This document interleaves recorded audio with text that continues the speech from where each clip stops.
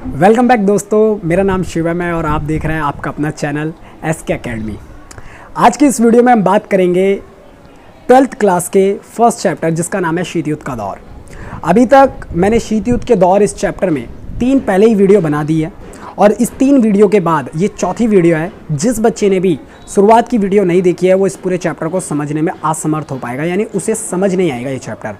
तो इसी वजह से मैं पहले तो आपको ये बता रहा हूँ कि इस चैप्टर को समझने के लिए सबसे पहले आपको पहले 3 वीडियो देखनी है। वो तीनों वीडियो मैं आपके डिस्क्रिप्शन बॉक्स में डाल दूंगा, उसे अच्छे से देखिए और अच्छे से समझिए। और अब आज की इस वीडियो में हम बात करने वाले हैं शीत युद्ध और उससे जुड़े हुए बाकी मुद्दों को जो अभी तक हमने टच नहीं किए हैं। लेकिन शुरुआत करने से पहले मैं कुछ बातों को बता देता हूँ जो हमने प्रीवियस वीडियो में की हुई है। अभी तक हमने जाना शीत युद्ध क्या था, सोवियत संघ और अमेरिका इन 2 देशों के बीच में अपनी विचारधारा को लेकर 1945 से 1991 के बीच में जब तक सोवियत संघ का अंत नहीं हुआ, यानी वो विघटन के तौर पर विघटित नहीं हुआ, तब तक कहीं ना कहीं विश्व स्तर पर शीत युद्ध का माहौल बना रहा। शीत युद्ध पर अंतर्राष्ट्रीय स्तर पर क्या प्रभाव पड़ा, भारत ने शीत युद्ध को किस तरह से देखा, भारत की विचारधारा शीत युद्ध को लेकर कैसी थी और भारत ने किस प्रकार शीत युद्ध को अपना रवैये के रूप में जाना, यानी भारत ने शीत युद्ध को किस हिसाब से अपने रूप में समझा और किस तरह से भारत ने शीत युद्ध को लिया। इस वीडियो में अभी तक हमने ये बात भी जानी कि भारत में विश्व युद्ध में यानी शीत युद्ध के दौरान क्यूबा मिसाइल संकट क्या था, क्यूबा मिसाइल संकट कैसे हुआ और क्यूबा मिसाइल संकट के क्या क्या प्रभाव देखने को मिले। हमने अभी तक जाना कि शीत युद्ध जो था उसका मुख्य रूप से एक दूसरे ऊपर जो अमेरिका और सोवियत संघ द्वारा एलिगेशन यानी आरोप लगाए गए थे वो कौन कौन से थे। और आज इस वीडियो को चालू करते हैं और इस वीडियो में हम फाइनली इस चैप्टर का लास्ट सेशन और लास्ट पॉइंट जानेंगे और लास्ट बातों को समझने के बाद इस चैप्टर का अंत करेंगे। तो मेरे साथ बने रहिए एंड तक इस वीडियो की और देखते रहिए आपका अपना चैनल एसके एकेडमी। तो शुरू करते हैं। सबसे पहले तो आप जानने की बात यह है कि क्या भारत को शीत युद्ध के दौरान जो तीसरी विचारधारा गुटनिरपेक्ष था, हमने अभी तक गुटनिरपेक्षता के बारे में भी पढ़ लिया है, तो आज की हमारा जो पॉइंट है या जिसके बारे में आज हम चर्चा करने वाले हैं वो ये है कि क्या भारत ने शीत युद्ध के दौरान जो पूंजीवाद और साम्यवादी विचारधारा की तरफ ना जाने का निर्णय लिया और एक न्यूट्रल पॉलिसी के तहत अपनी विचारधारा को आगे बढ़ाना और अपने देश का विकास करने की सोची, क्या वो सही थी? क्या भारत अगर पूंजीवाद की तरफ जाता तो आज भारत का जो विकास है या आज भारत के जो रुतबा है क्या उसमें बढ़ोतरी होती या इसका कहीं ना कहीं भारत पर एक नकारात्मक प्रभाव देखने को मिलता? क्या सी युद्ध के दौरान भारत ने जो गुटनिरपेक्षता की नीति अपनाई उससे भारत को कोई फायदा हुआ? तो इसी बारे में चर्चा करते हैं और जानते हैं। तो यस, ये बात तो बहुत कॉमन सी है कि भारत ने गुटनिरपेक्षता नीति अपनाई, लेकिन ये जो गुटनिरपेक्षता नीति थी क्या या है क्या आज भी, क्योंकि भारत इसका सदस्य है और ये विचारधारा अपनाता है। आज तो विश्व के लगभग ये देश जो है, अगर हम देखें आपकी स्क्रीन के सामने, तो लगभग इतने देश गुटनिरपेक्षता नीति को अपनाते हैं। तो भारत के कई बार क्वेश्चन बन जाते हैं या कई बार हमारे को जानने के लिए एज आ हमारी इन्फॉर्मेशन के लिए ज़रूरी है कि भारत के गुटनिरपेक्षता से कोई फ़ायदा हुआ भी या केवल और केवल भारत ने ये एक उस समय की स्थिति से बचने के लिए एक सही निर्णय लिया बस। तो ऐसा नहीं है, भारत ने अपने आप को गुटनिरपेक्षता की नीति की तरफ ले जाकर बहुत ही ज़्यादा अच्छा किया। ऐसा क्यों कह रहा हूँ मैं? क्योंकि ऐसा सही है, भारत ने गुटनिरपेक्षता नीति अपनाई, इसी वजह से आज भारत स्वतंत्र रूप से अपने हित को लेकर जो निर्णय होते हैं वो ले सकता है। वहीं पर अगर भारत मान लीजिए पूंजीवाद या साम्यवादी विचारधारा में से किसी एक विचारधारा को सपोर्ट करता तो कहीं ना कहीं भारत उस पर, उसकी विचारधारा पर और उसकी प्रकार से सोची गई जो सोच थी उस पर निर्भर होता। भारत अपने निर्णय खुद नहीं ले पाता। तो भारत का कहीं ना कहीं गुटनिरपेक्षता नीति से बहुत सारे फायदे मिले। इसी के साथ भारत ने जो गुटनिरपेक्षता की नीति अपनाई उसका जो सबसे बड़ा फायदा जो भारत को मिला वो क्या था? वो ये था कि अंतर्राष्ट्रीय स्तर पर भारत खुलकर अपनी बात को रखने लग गया। भारत कहीं ना कहीं पक्ष में और विपक्ष में तर्क देता था बिना किसी देश से डरे, बिना किसी डर के कि कोई देश उसकी किसी बयान से नाराज ना हो जाए या उस पर कोई कार्रवाई ना हो जाए। भारत ने गुटनिरपेक्षता नीति अपनाकर विश्व स्तर पर अपनी एक पहचान बना ली, क्योंकि भारत उन देशों में से एक था जिसने गुटनिरपेक्षता की विचारधारा को सबसे पहले अपनाया था। जानते हैं भारत ने गुटनिरपेक्षता नीति के तहत, इतना तो हमारे को अभी तक बात क्लियर हो गई है कि गुटनिरपेक्षता से भारत को फायदा ही पहुंचा, किसी प्रकार का कोई नुकसान नहीं पहुंचा। तो भारत के उस समय, क्योंकि तत्कालीन प्रधानमंत्री पंडित जवाहरलाल नेहरू थे और 5 देशों द्वारा अपनाया गया ये जो विचारधारा थी आज विश्व की सबसे बड़ी विचारधाराओं में से एक बन चुकी है और इसका दबदबा पूरी दुनिया में है। इसको लेकर भारत की कुछ आलोचनाएं भी होती है, लेकिन उस आलोचनाओं को हम पहले नोट्स के थ्रू पढ़ लेते हैं कि भारत का क्या क्या हित गुटनिरपेक्षता की नीति के बाद देखने को मिला, उसके बाद हम इसकी आलोचनाओं को भी समझेंगे। तो जानते हैं क्या है। तो सबसे पहले हम बात करेंगे कि गुटनिरपेक्षता नीति द्वारा भारत का कैसे फायदा हुआ। गुटनिरपेक्षता की नीति द्वारा भारत के प्रत्यक्ष हित साधन को बढ़ावा मिला। जैसे कि मैंने बता दिया कि भारत ने डायरेक्टली अपना फायदा देखा, क्योंकि अब भारत को किसी एक देश या एक विचारधारा पर निर्भर होने की जरूरत नहीं थी। भारत अब स्वतंत्र था, वो अपने हिसाब से अपने निर्णय खुद ले सकता था और उसे किसी दूसरे पर निर्भरता होने की जरूरत नहीं थी। तो यस, गुटनिरपेक्षता की नीति द्वारा भारत प्रत्यक्ष हित साधन को बढ़ावा मिला। इस प्रकार समझा जा सकता है। कैसे? तो पहला इसमें यह पॉइंट बताता है कि गुटनिरपेक्षता विचारधारा को अपनाने से भारत दोनों महाशक्तियों के प्रभाव से बिल्कुल चिंतित नहीं था। इसीलिए भारत ने हर उस बात का विरोध किया जो महाशक्तियों के पक्ष में थी। समझ आ गया? विश्व स्तर पर गुटनिरपेक्षता की नीति को अपनाते ही भारत का जो सबसे पहला फायदा ये हुआ, वो भारत बिना डरे अपनी बात को रखने लग गया, और खास करके वो बातें जो केवल महाशक्तियों के हित में हुआ करती थी। यानी वो निर्णय विश्व स्तर के जो महाशक्तियों के लिए फायदे थे और जो गरीब देश और ऐसे देश जो अल्प विकसित थे उनके लिए फायदेमंद नहीं थी, उसे स्वतंत्र रूप से भारत अब अंतर्राष्ट्रीय स्तर और मंचों पर उठाने लग गया। दूसरा क्या फायदा हुआ इससे? भारत का भय तो खुल गया। दूसरा फायदा देखते हैं। गुटनिरपेक्षता के कारण ही भारत अपनी समस्याओं का समाधान भी करने लग गया। यानी ऑब्वियस सी बात है, वो अब किसी पर निर्भर नहीं था, तो अपनी प्रॉब्लम्स को खुद टैकल इजीली करने लग गया। कौन? भारत। तो गुटनिरपेक्षता से दूसरा फायदा भारत को ये पहुंचा। तीसरा, गुटनिरपेक्षता के कारण भारत, अगर हम बात करें तो गुटनिरपेक्षता के द्वारा ही भारत ऐसे निर्णय ले सका जिसमें उसका हित था, ना कि महाशक्तियों का, क्योंकि अब वो स्वतंत्र था। और गुटनिरपेक्षता की नीति से भारत वो निर्णय ले पाया जो उसका हित देते थे, ना कि किसी दूसरे देश का। तो इससे भारत को ये फायदा भी मिला कि वो स्वतंत्र रूप से अपने खुद के हित के निर्णय ले सकता था। चौथा फायदा जो भारत को मिला वो ये था कि इस नीति से भारत ने क्षेत्रीय सहयोग को बढ़ावा देते हुए अपने विकास पर बल दिया। अब ये क्या है क्षेत्रीय विकास? क्षेत्रीय विकास बोले तो भारत उस समय आज़ाद हुआ था और भारत नहीं चाहता था कि वो किसी दूसरे देश पर निर्भर हो किसी तीसरी चीज़ को लेने के लिए। इसीलिए भारत ने क्लियर कर दिया कि वो गुटनिरपेक्षता की नीति के तहत अपने अड़ोस पड़ोस और अंतर्राष्ट्रीय संबंधों को बहुत अच्छे से और खुद से बनाएगा, ताकि वो विश्व में व्यापार, विश्व में अच्छे संबंध और आने वाले टाइम पर एक दूसरे के साथ बेहतर रिश्तों को कायम कर सके। तो इसका भी भारत को, यानी गुटनिरपेक्षता नीति से ये भी भारत का एक फ़ायदा या एक भारत का पॉजिटिव पक्ष देखा जा सकता है, हम रवैया बोल सकते हैं, या भारत को जो पॉजिटिव रूप में देखने को मिला गुटनिरपेक्षता का आउटकम्स। अच्छा, ये तो हुई गुटनिरपेक्षता से भारत के फायदे की बात कि भारत ने गुटनिरपेक्षता नीति से बहुत फ़ायदा किया, कि भाई वो निर्णय लेने लग गया। गुटनिरपेक्षता की नीति से ही भारत अब विश्व स्तर पर अपनी बात रखने लग गया, उन मुद्दों की आलोचनाएं करने लग गया जो महाशक्तियों के हित में हुआ करती थी, ना कि भारत के या अल्प विकसित राष्ट्रों के जो उस समय आज़ाद हुए थे तत्कालीन समय में। लेकिन कुछ लोग भारत के इस रवैये को लेकर, क्योंकि गुटनिरपेक्षता की पॉलिसी सिंपल सी पॉलिसी है जहां पर शांति को बढ़ावा दिया जाता है। गुटनिरपेक्षता की नीति ऐसी पॉलिसी है जहां पर भाईचारे और जहां पर हथियारों को ना बनाने पर जोर दिया जाता है।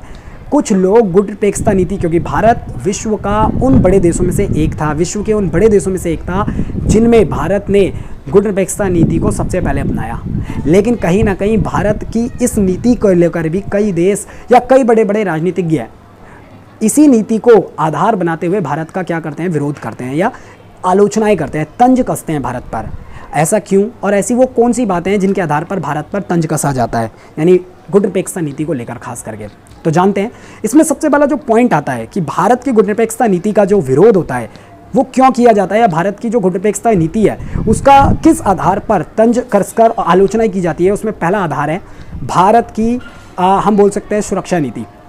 भारत ने गुटनिरपेक्षता नीति अपनाकर जहां एक तरफ ये साबित करा कि वो शांति को बढ़ावा देता है, वहीं दूसरी तरफ 1971 में भारत ने रशिया के साथ हथियारों का एक एग्रीमेंट किया, यानी एक ट्रीटी साइन की, संधि की, जिससे ये बात आलोचना जो भारत की बुराई करते हैं उन राष्ट्रों या उन राजनीतिज्ञों के द्वारा ये बात उठाई गई कि भारत जहां एक तरफ गुटनिरपेक्षता नीति को तो बहुत सराहा रहा है और बोलता है शांति या हथियारों को ना बनाया जाए, वहीं दूसरी तरफ भारत रशिया जैसे बड़े देशों से हथियार को सप्लाई करता है, जो कि इसकी एक आलोचना है। दूसरी आलोचना भारत की गुटनिरपेक्षता नीति को लेकर जो की जाती है वो ये की जाती है कि भारत ने 1974 और 1998 ईयर 1974 1998 में दुनिया के सामने परमाणु परीक्षण किया। ये बात जान लेना कि भारत के जो परमाणु परीक्षण होते हैं वो राजस्थान में होते हैं। राजस्थान में एक जगह है जिसका नाम है पोखरण, इसके ऊपर एक मूवी भी बनी हुई है जॉन अब्राहम की, आप देख सकते हैं, ठीक है ना। ज़्यादातर फिक्शन होता है मूवियों में, लेकिन हाँ आपको मोटा मोटा आइडिया पता लग जाएगा। तो भारत को लेकर जो आलोचनाएं की जाती है आलोचकों द्वारा गुटनिरपेक्षता नीति की, वो ये है कि 1974-1998 में जो भारत ने परमाणु परीक्षण किए, वो कहीं ना कहीं इस बात का खंडन करता है कि भारत गुटनिरपेक्षता के तहत या गुटनिरपेक्षता नीति अपनाने के साथ साथ भारत किस चीज़ का विरोध करता है, अशांति का विरोध करता है। क्योंकि गुटनिरपेक्षता की नीति में जहां शांति की बात करता है, वहीं दूसरी तरफ बड़े बड़े हथियार और परमाणु बम जैसे परीक्षण भारत कर रहा है। ऐसा आलोचनात्मक या आलोचकों का कहना है गुटनिरपेक्षता नीति के आधार पर जो तंज कसा जाता है भारत पर। तो जानते हैं भारत पर किस प्रकार के एलिगेशन उनके आलोचनाओं या आलोचनात्मक साथियों द्वारा लगाए जाते हैं या आलोचकों द्वारा लगाए जाते हैं। एक एक करके जानेंगे और समझेंगे इसके बारे में। देखिए, क्वेश्चन बनता है कि गुटनिरपेक्षता, ये क्वेश्चन नहीं है, एक इन्फॉर्मेशन भी है कि किन आधारों पर भारत की गुटनिरपेक्षता नीति को लेकर आलोचना की जाती है। तो देखो बच्चों, भारत की गुटनिरपेक्षता की नीति के बारे में कई राष्ट्रों द्वारा आलोचना की जाती है, जैसे कि मैंने बता दिया है। हालांकि वो बातें हमने समझ ली है, लेकिन पढ़ना भी बहुत जरूरी है 12th क्लास के बच्चों के लिए खास करके। भारत को गुटनिरपेक्षता नीति को लेकर जो आलोचना की जाती है वो ये है कि वो बोलते हैं ये सिद्धांत विहीन है। सिद्धांत विहीन का मतलब क्या है? इसका कोई सिद्धांत नहीं है। जिंदगी में हर एक चीज़ का कोई मकसद होता है, इसका कोई मकसद नहीं है। जहाँ एक तरफ शांति की बात करता है, वहीं 1971 में डील की भारत ने सोवियत संघ के साथ, इजराइल से हथियार खरीदता है भारत। देखिए, भारत की गुटनिरपेक्षता नीति सिद्धांत विहीन थी क्योंकि भारत अंतर्राष्ट्रीय हितों के लिए अक्सर महत्वपूर्ण निर्णयों को लेने से बचता था, ये आलोचक कहते हैं भारत को लेकर, ठीक है। दूसरा, भारत के व्यवहार में स्थिरता का ना होना। मैंने बता दिया स्थिरता का मतलब क्या है। आलोचक कहते हैं कि स्थिर नहीं है, जहां बोलता है शांति और वहीं दूसरी तरफ क्या करता है, परमाणु परीक्षण। तो इसी के साथ बोलता है कि साल जैसे अगस्त 1971 में भारत ने सोवियत संघ के साथ क्या किया था, मित्रता के लिए संधि पर हस्ताक्षर किया। यानी जहां वो बोल रहा है गुटों से बचो, तो 1971 में भारत ने क्या किया, अब गया सोवियत संघ के साथ गया और सोवियत संघ से क्या की, दोस्ती की। देखो, इसके दो पक्ष हैं। अगर मैं आप थोड़ा सा इसके इलेबोरेट करते हैं, भारत ने 1971 में जो यूएसएसआर के साथ मित्रता संधि पर हस्ताक्षर किए थे, उसका रीज़न ये था क्योंकि उस समय भारत की ज़रूरत थी, क्योंकि उस समय दुनिया में भारत को कोई भी देश समर्थन नहीं करता था, यानी भारत का समर्थन किसी भी राष्ट्र द्वारा नहीं किया जाता था। और उस दौरान एकमात्र ऐसा देश था जो भारत के पक्ष और विपक्ष में हमेशा खड़ा रहता था, जिसका नाम था सोवियत संघ। तो कहीं ना कहीं यहाँ से ये बात पता लगती है। आगे देखो, भारत ने वर्ष 1974 व 98 में परमाणु परीक्षण किए और बोल रहा ये सही नीति नहीं थी, क्योंकि गुटनिरपेक्षता में तो कहा गया था हथियारों की होड़ पर रोक लगाओ, ठीक है। वहीं पर ये परमाणु परीक्षण कर भारत क्या दिखाना चाह रहा था, यही तो भारत की एक आलोचना है। और भी पॉइंट है, भारत विकसित देशों को, हाँ ये इंपॉर्टेंट है भाई, कुछ आलोचक ये मानते हैं कि भारत ना गुटनिरपेक्षता की नीति में कभी भी विकसित देशों को नहीं आने देता। उसका रीज़न है क्योंकि भारत को पता है कि अगर भारत एक बार गुटनिरपेक्षता नीति में भारत के साथ विकसित देश भी शामिल हो गए ना, तो भारत की गुटनिरपेक्षता देशों में वो वैल्यू नहीं रह जाएगी जो अभी है। क्यों? क्योंकि अगर एक बार भारत से पावरफुल देश उस नीति में आ गए, यानी गुटनिरपेक्षता विचारधारा अपना ली, तो उनका जो दबदबा होगा वो भारत के दबदबे से काफ़ी बड़ा होगा। उनकी जो बात होगी वो भारत की बातों से काफ़ी ज़्यादा हद तक वैल्यू रखती होगी। इस वजह से कुछ लोग इस बात पर भी आलोचना करते हैं कि भारत इसी वजह से जानबूझकर क्या नहीं करता, वो चाहता है कि कहीं ना कहीं कोई भी विकसित देश गुटनिरपेक्षता की नीति को ना अपनाए, ताकि भारत उस नीति में अपने आप को सर्वोत्तम साबित कर सके और सर्वोत्तम रूप से अपने आप को दिखा पाए, सुपीरियर। जानते हैं क्या है, भारत विकसित देशों को गुटनिरपेक्षता में आने से रोकता है, जो कि गलत है। इन्हीं बातों को लेकर समय समय पर हम बोल सकते हैं समय समय पर गुटनिरपेक्षता की नीति को लेकर भारत की आलोचनाएं भी होती है, क्योंकि ऑब्वियसली बात है भारत की आलोचनाएं इन्हीं मुद्दों को लेकर समय समय पर होती है कि भारत गुटनिरपेक्षता नीति के तहत कहीं ना कहीं ऐसी विचारधारा क्यों रखता है। अभी तक हमने इस बारे में जाना, पूरे दोनों बात हमने जानी कि गुटनिरपेक्षता नीति से भारत का क्या फ़ायदा हुआ, साथ ही साथ हमने ये जाना कि मोटे मोटे तौर पर गुटनिरपेक्षता की नीति किस प्रकार से भारत के लिए एक आलोचनात्मक, यानी कुछ आलोचकों के लिए एक आलोचनात्मक व्यंग बन गई, और किन आधारों पर भारत को लेकर उन्होंने आलोचना की गुटनिरपेक्षता नीति की, यानी भारत की आलोचना की गुटनिरपेक्षता नीति को लेकर।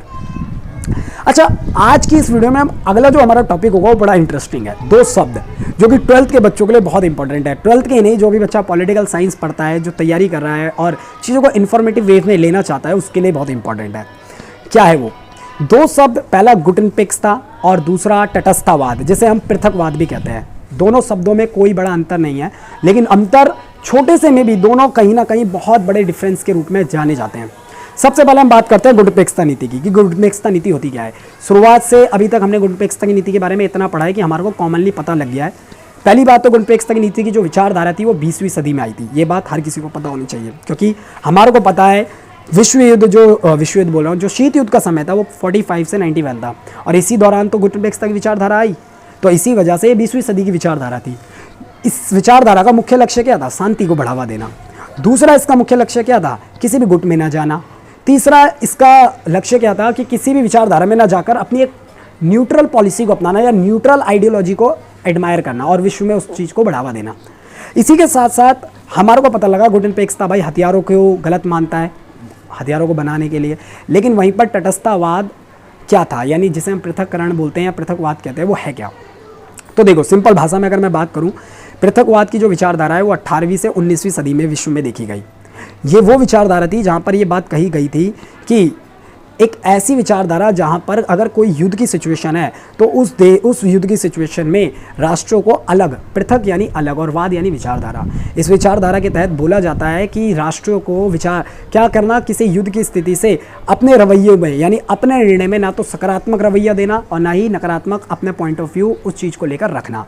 और ये एक नकारात्मक विचारधारा है पृथकवाद, क्योंकि किसी भी मुद्दे को सुलझाया हम अपने पक्ष और विपक्ष से ही सकते हैं। यानी किसी मुद्दे को अगर हमारे को टैकल करना है, सॉल्व करना है, तो उसके लिए हमारे को दो पक्षों के बीच में कुछ पक्ष और कुछ विपक्ष की बातों को रखना पड़ेगा, क्योंकि आपसी समझौते से जो बात हल हो सकती है वो बात आसानी से एक पक्ष से नहीं हो सकती है। तो इसी वजह से पृथकवाद की जो विचारधारा है कहीं ना कहीं नकारात्मक रूप में देखी जाती है, क्योंकि ये बात कहती है कि कहीं पर अगर कोई ऐसी सिचुएशन है वहाँ पर ना तो अपना सकारात्मक रवैया दो ना ही नकारात्मक, यानी वहाँ से हट जाओ। तो कहीं ना कहीं उस चीज़ को उसके हाल पर छोड़ने वाली विचारधारा है। इसी वजह से कहीं ना कहीं ये एक नकारात्मक रूप में जानी जाती है। तो जानते हैं इसके बारे में कि पृथकवाद क्या है, और पृथकवाद और जिसे हम तटस्थतावाद भी कहते हैं। और साथ ही साथ अगर हम बात करें पृथकवाद के साथ साथ एक और जो इसमें चीज़ें जुड़ जाती है, मैं एक बार ढूंढ लेता हूँ, क्या गुटनिरपेक्षता की विचारधारा। गुटनिरपेक्षता की विचारधारा और पृथकवाद में क्या अंतर है और किस प्रकार से ये दोनों विचारधारा एक दूसरे से बिल्कुल अलग है, इसके बारे में तो अब जानते हैं पृथकवाद और गुटनिरपेक्षता में अंतर क्या है। तो सबसे पहले हम बात करेंगे गुटनिरपेक्षता विचारधारा का। देखिए, गुटनिरपेक्षता की विचारधारा का उदय 20वीं सदी में हुआ था। ऑब्वियस सी बात है। गुटनिरपेक्षता नीति का मुख्य उद्देश्य क्या है? युद्ध को समाप्त कर शांति को बढ़ावा देना है। मैंने बता दिया है, शांति को जोड़ दिया जाता है गुटनिरपेक्षता नीति में। ठीक है, आगे देखिए, गुटनिरपेक्षता का अर्थ किसी भी गुट में शामिल ना होने से लिया जाता है। गुटनिरपेक्षता की नीति एक सकारात्मक सोच है, जैसे कि मैंने बताया, क्योंकि ये न्यूट्रल पॉलिसी पर रखती है, यानी एकदम हटो भी मत और एकदम बढ़ो भी मत। एक न्यूट्रल तीसरा रास्ता अपनाओ जहां से दोनों सिचुएशंस को टैकल किया जा सके और एक न्यूट्रल वे अपनाया जा सके, यानी एक न्यूट्रल पॉलिसी को लाया जा सके। आगे, गुटनिरपेक्षता नीति का पक्ष कैसे देशों ने लिया? घाना हो गया, मिस्र हो गया, भारत हो गया, इंडोनेशिया हो गया, युगोस्लोवाकिया हो गया, आज तो बहुत सारे देश हैं जैसे कि मैंने बताया। वहीं पर तटस्थता नकारात्मक विचारधारा क्यों है? गुटनिरपेक्षता जहाँ 20वीं सदी में आई, वहीं पर तटस्थतावाद की विचारधारा का जो उदय था वो 18वीं सदी से 19वीं सदी के बीच में हो गया था। ठीक है, तटस्थता की विचारधारा संबंध मुख्यतः युद्ध जैसी स्थिति से होता है। मैंने बता दिया तटस्थतावाद की विचारधारा क्या है, युद्ध जैसी स्थिति से इसका संबंध है। इस नीति का उद्देश्य है युद्ध में शामिल ना होने से लिया जाता है। तटस्थता की नीति एक नकारात्मक सोच को दर्शाती है। अब क्यों दर्शाती है, ये बात गौर से सुनना, क्योंकि यह किसी भी देश के पक्ष और विपक्ष के विचार से रोकती है, यानी दूर हट जाओ, ना पक्ष में दो ना विपक्ष। ऐसे तो कभी भी कोई मुद्दा टैकल हो ही नहीं सकता, सॉल्व नहीं हो सकता। और इसी नीति का समर्थन अमेरिका जैसे देश करते हैं, याद रखना। अभी तक हमने बात कर ली इसके बारे में, यानी इस चैप्टर के लगभग 90% हिस्से को हमने कवर कर लिया है। और इसी के साथ एक लास्ट पॉइंट जो कि बच्चों के मन में अक्सर एक डाउट बना रहता है, वो ये है कि बड़ा देश छोटे देश पर कब्जा क्यों करता है। इसे तो मैं नॉर्मली समझा देता हूँ। देखिए, एक पावरफुल देश के पास सब कुछ होने के बावजूद भी वो एक छोटे देश पर ही अपनी आंखें गड़ाकर क्यों रखता है?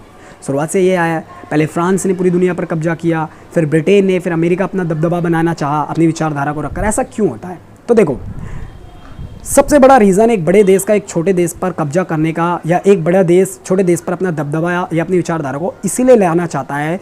पहला कारण, बड़ा देश उस देश के संसाधनों का इस्तेमाल कर सके। ये सबसे बड़ा कारण है, क्योंकि बड़ा देश छोटे देश पर दबाव बनाकर उस देश के मौजूदा संसाधनों पर अपना राज और अपने हिसाब से क्या कर सकता है, उसका इस्तेमाल कर सकता है। दूसरा सबसे बड़ा जो कारण है बड़े देश का छोटे देश पर कब्जा करने का, वो ये है कि बड़ा देश छोटे देश को सैनिक अड्डे के रूप में इस्तेमाल करता है। सैनिक अड्डा बोले तो मान लीजिए बड़े देश कोई विश्व की शक्ति है, कोई बड़ी महाशक्ति है, अगर वो देश किसी दूसरे देश से उसकी दुश्मनी चलती है और वो देश किसी छोटे देश के साथ लगा हुआ है और वो जो छोटा देश है उस पर उस दूसरे देश का जो बड़ा देश है उसका राज है, तो वो बड़ा देश उस देश को एज अ सैनिक अड्डा उस पर हमला करने के लिए इस्तेमाल कर सकता है, जो कि अमेरिका आज भी करता है। अमेरिका दुनिया में लगभग बहुत सारे ऐसे देश हैं जहाँ पर क्या करता है, अपने सैनिक अड्डे के रूप में उन देशों को इस्तेमाल करता है। कोई भी देश हो, म्यांमार हो, ऐसा ही बहुत सारे ऐसे देश है, भारत जहाँ पर भारत बोल रहा हूँ, अमेरिका जहाँ पर अपना इस्तेमाल करता है। और तीसरा जो कारण है कि एक बड़ा देश एक छोटे देश पर अपना कब्जा जो करता है या अपना दबदबा मचाता है, वो इसका कारण ये है कि वो अपनी विचारधारा को उस देश पर छोड़ना चाहता है। वो चाहता है कि उस देश पर उस देश की पूरी जनता उस विचारधारा को एक्सेप्ट करे और दुनिया में उस बड़े देश की ज़्यादा से ज़्यादा विचारधारा फैले, ताकि उस देश का नाम, रुतबा और पहचान दुनिया में बन सके। यही वो कारण है जिसके वजह से एक बड़ा देश एक छोटे देश पर कब्जा करने की हमेशा फिराक में रहता है। होप सो अभी तक आपको इस वीडियो में सब कुछ समझ आया होगा। और इससे पहले जिन बच्चों ने पुरानी वाली वीडियो नहीं देखी है, उनको मैं ये बात एडवाइस के रूप में बोलूँगा कि वो तीनों वीडियो देखिए, तभी आपको ये वीडियो अच्छे से समझ आएगी। बाकी अगर वीडियो आपको पसंद आई तो आपकी स्क्रीन के नीचे एक रेड कलर का सब्सक्राइब वर्ड लिखा होगा, उसे प्रेस कीजिए और हमारे चैनल के साथ हमारे साथ जुड़िए।